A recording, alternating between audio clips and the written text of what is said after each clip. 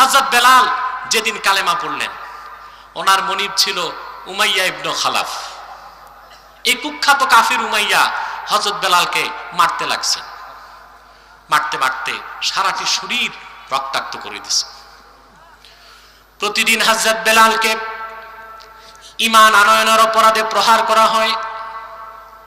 সিরাতের কিতাব সাক্ষী, উমাইয়া একদিন বাবলা গাছের কাঁটা দিয়ে বানানো টুপি হযরত বেলালের মাথায় গেঁথে দিল। রক্ত ফিনকি দিয়ে পড়তে লাগলো। খেজুর গাছের পাকানো রশি গলার মধ্যে পেঁচিয়ে টেনে তাকে ফেলে দিল পাহাড়ে।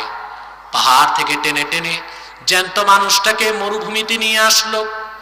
বিষাক্ত পাহাড়ি কাঁটা হযরত বেলালের দেহটাকে ছিন্ন ভিন্ন করে দিল। তিনি একবার বেহুশ হয়ে যান, আবার তার হুঁশ ফিরে।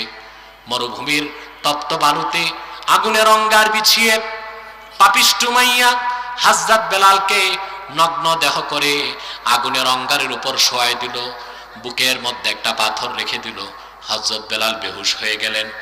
হাদিস সাক্ষী, যখন তার হুঁশ ফিরে শাহাদাত আঙ্গুল উঠায় বলেন, আহাদুন আহাদুন।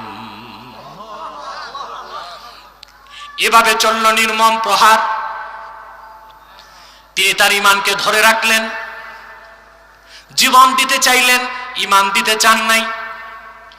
আরবের কবি কাব্যের ভাষায় বলেন, হযরত বেলাল উমাইয়াকে এটাই বুঝাতে চাইলেন, লাকাল জিসমুল্লাতি মুল্লিকতা মিন্নি ওয়ালিল্লাহিস সারাইরু ওয়াল উকুল। রে উমাইয়া, তুমি আমার দেহের মালিক, 6 দিরহামে আমারে খরিদ করেছো। তুমি আমার মনিব, আমার দেহ কেটে টুকরা টুকরা করে দাও, আমার কোনো আপত্তি থাকবে না। কিন্তু আমি বেলালের হৃদয়ের মণিকোঠায়, আমি বেলালের হৃদয়ের গভীর জায়গায় যেখানে আল্লাহ তার রাসূলের ভালোবাসা রেখেছি, সেখানে তুমি হাত দিতে পারবে না।